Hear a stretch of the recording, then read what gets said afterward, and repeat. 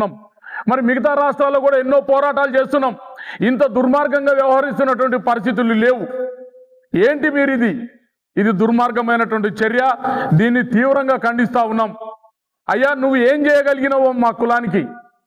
మొన్న అమర్నాథ్ గౌడ్పై హత్య జరిగితే ఇదే లోకేష్ గారు ఆ ప్రాంతానికి పోయి మా ప్రభుత్వం కనుక వస్తే 100 రోజుల్లోనే మేము వెంటనే అరెస్ట్ చేసి శిక్షిస్తామని చెప్పినావు.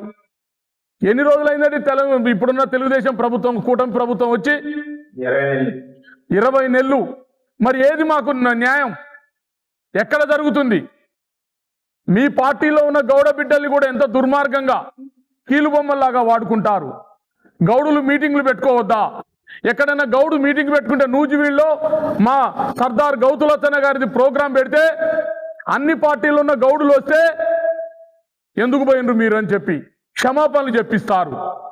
మా కులం మీటింగ్ కూడా మేము పెట్టుకునే స్వేచ్ఛ లేదా?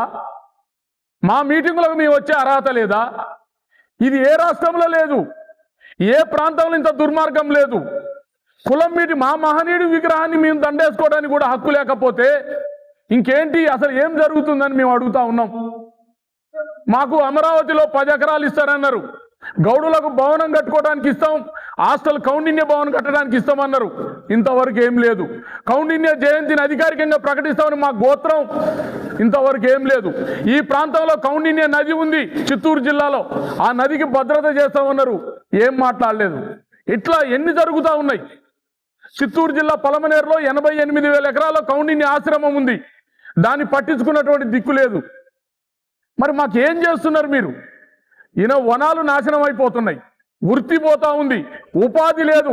బడ్జెట్లో మాకు ₹1 పెట్టారండి? ఇంత పెద్ద సమాజం మేము, 50 లక్షల జనాభా ఉన్నాం మేము. బడ్జెట్లో మాకు ₹1 ఇచ్చారా? ఏమి ఇయ్యలేదు. అంటే మేము బతకొద్దు, అసలు ఈ రాష్ట్రంలో మమ్మల్ని ఉండమంటున్నారా, వెళ్ళిపోమని చెప్తున్నారా?